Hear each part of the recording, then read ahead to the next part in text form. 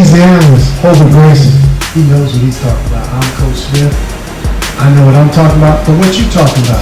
I'll tell you what we're going to talk about today. We're talking about the Ravens and the Browns.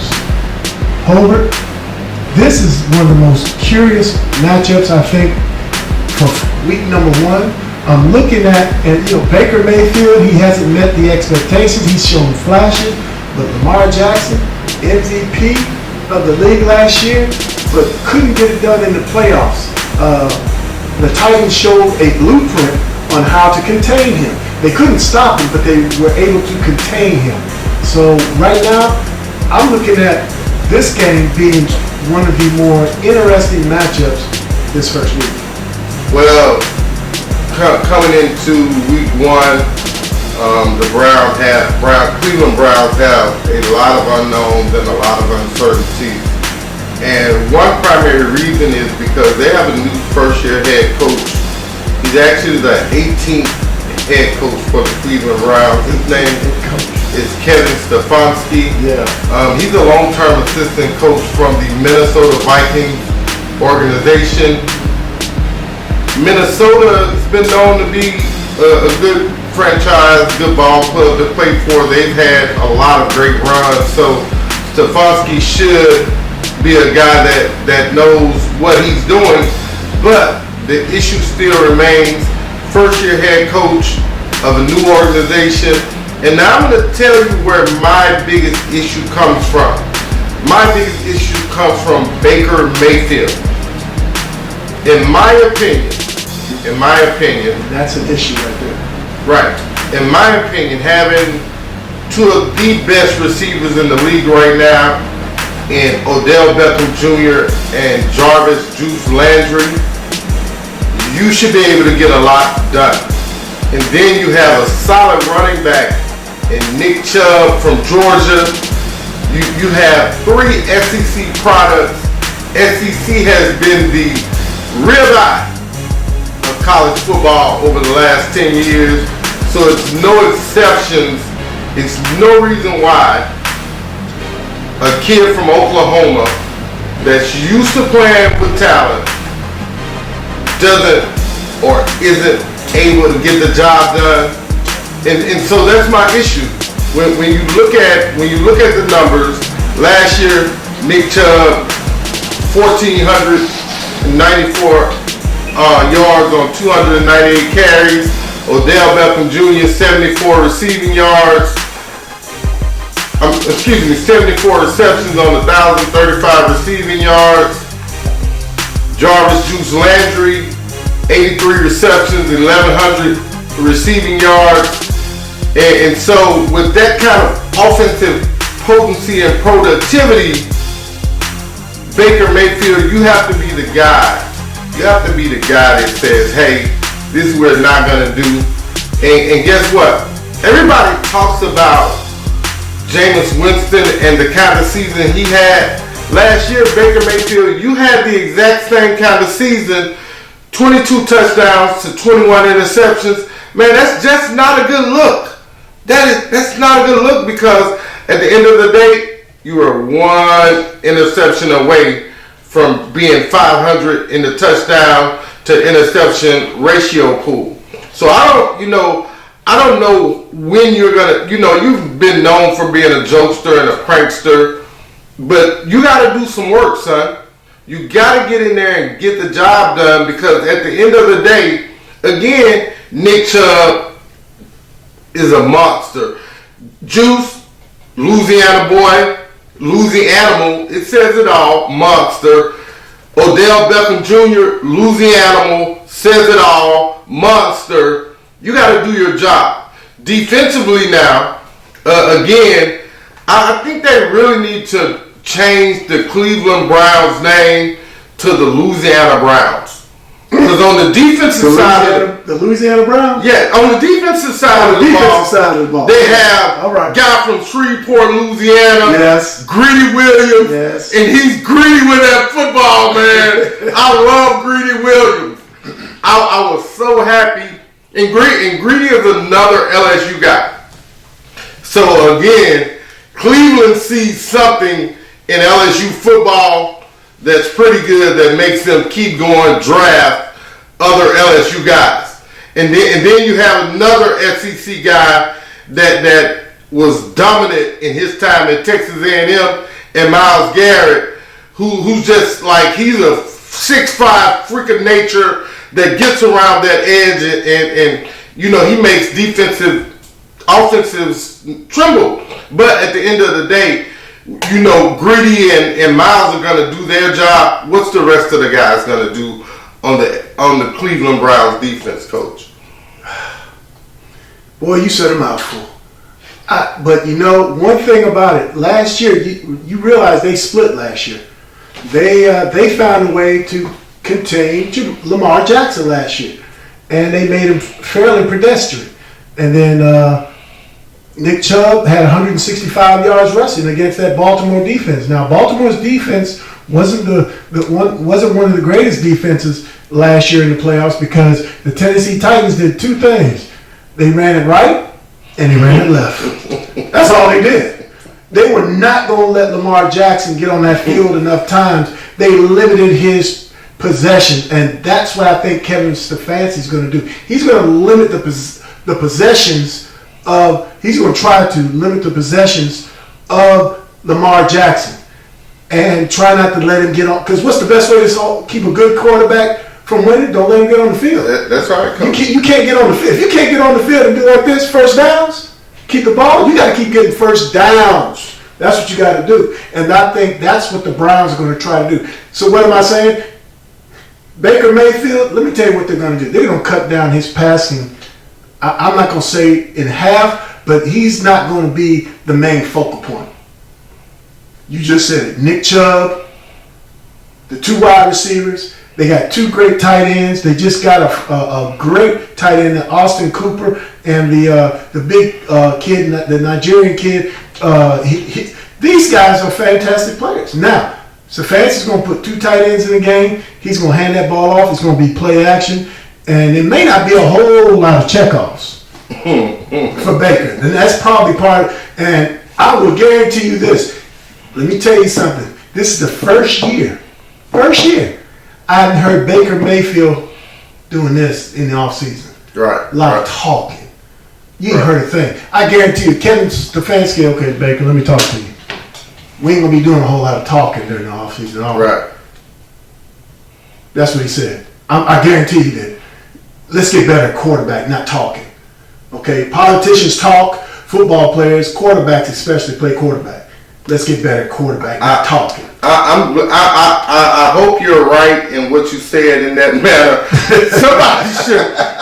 Somebody should have been told him to shut up and throw the ball. I'm just playing. That's not fair. But when I look at this thing, Coach, you know, I just put a lot of the weight on Baker Mayfield. But honestly, Coach, you got to look at their offensive line as well. Those guys, Jedrick Williams, Joel Batinio, J.C. Treater, Wyatt Teller, and Jack Conklin. Those guys have to be able to block. They have to be able to run block and pass block effectively and efficiently, so that Baker has the time needed to hand the ball off or option read or whatever it is that, you know. I'm sure those guys are coming out of the spread formation. Baker is a guy that got fast feet, so at the end of the day, you have to figure something out. But those five guys, along with Austin Hooper, those guys are going to have to figure out how to block. Again, pass rush, pass block, and run block good enough to let those really good guys do their job. And that's where the meat of the action is going to come in at offensively for the Cleveland Browns and Coach Stefanski. They have a tandem that can put 48 points up the game. I think. You've seen these guys work. You talking about the Browns? Yes, you've seen Odell Beckham work in New York. Can he stay healthy? When he was healthy, he was. Oh, there you go. When he was healthy, he was dancing. He was juking. He was jiving. I almost saw shades of Deion Sanders. again, in Miami, Jarvis Juice Landry, who's Did you say Deion Sanders? Yeah. Oh Lord, okay. Hey, I'm just saying, Coach. Hey, so Okay. in Miami, Jarvis Landry was that guy. You know, he got cashed in with a big payday, and you know, again, Nick Chubb, you know, he's one of those hardworking lunch pail guys that just he wants to run the ball 30 times, but I don't think you can get 30 runs to Chubb and get the passing you need to Landry and Beckham and do what you need to do. I don't know, Coach. Let me tell you, when you start comparing them to prime time, man, them two got a lot to learn. Because prime time would get on the field and he knew exactly what he wanted to do, basically because he was a defensive back, so he knew how to attack you. He knew how to get you on your heels. But be that as it may, I think when you look at the Ravens, there are a couple things that stand out. Number one, when I look at fourth down conversions, I told you, somebody's got to control the tempo of the game. When it comes to fourth down, they were 17 and 24. They made it 17 times on fourth down. I mean, that's close to 80% on fourth down. That means if it's less than 2 yards on fourth down and you're near the 50, guess what? They're going for it. Right. They're going to keep. They're the same. They want to keep the ball out of your hands. Now they're going to. I don't know if they're going to strike quick. I don't know. It's going to be interesting because I think there's a game plan now. And like I said earlier, when you watch the Titans and the Browns, there are two teams that really showed how to contain Lamar Jackson. Even the 49ers couldn't contain him. Hey, as good a defense as they were supposed to be, I don't know, Coach, if you can contain Lamar Jackson. He's that damn good. And so when the Titans did it last year. When I look at Lamar Jackson, when I look at that, you know, again, that was more about Tennessee's offense than it was their defense. Yeah. And so going back, Lamar Jackson is just, oh man, he's a one-of-a-kind, one-of-a-generation athlete.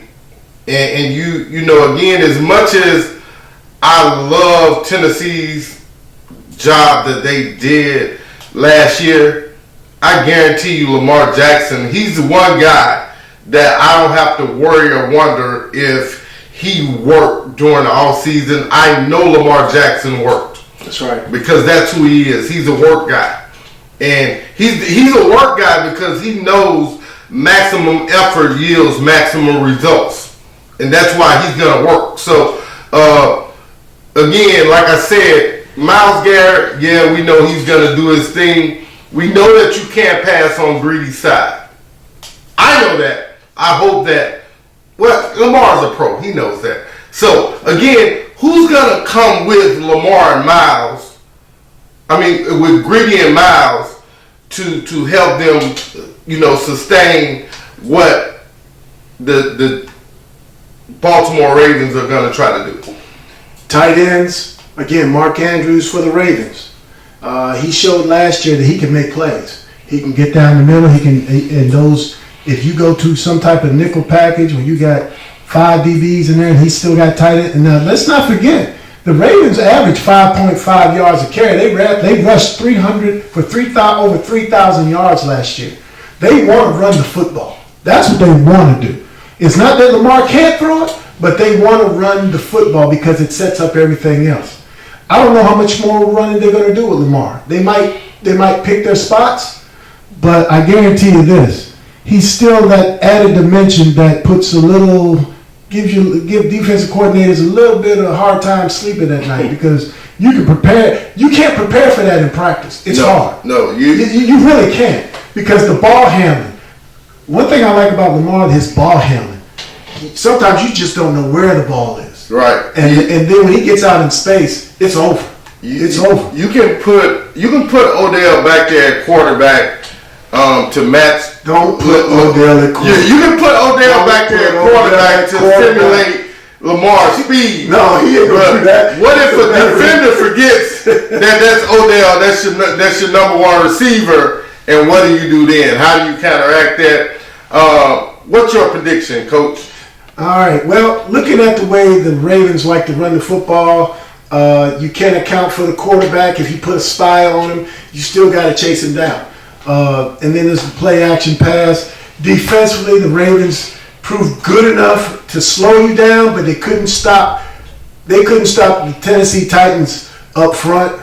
I don't think the Browns have that capability of running the football. I think the Ravens win this first matchup. I think they win. 28-20. Oh, wow.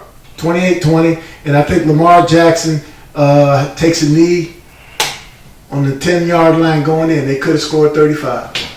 Well, how about that? Hey, I'm a big fan of Lamar Jackson. I've always been a big fan of Lamar Jackson, but on this day, I'm gonna have to go with the Louisiana Browns. I'm as big a fan I am of Lamar Jackson. I'm an even bigger fan of Odell Beckham. I'm an even bigger fan of Jarvis Juice Landry. Yeah.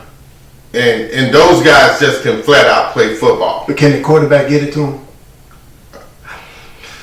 Again, you got to stutter now. I stuttered, Coach. I had a little. I had a speech impediment reaction, Coach, and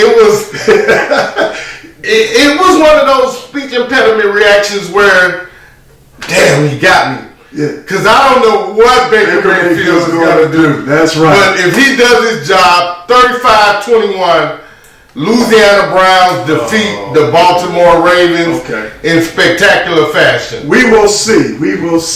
Thank you for watching. What you talking about sports. See you next time.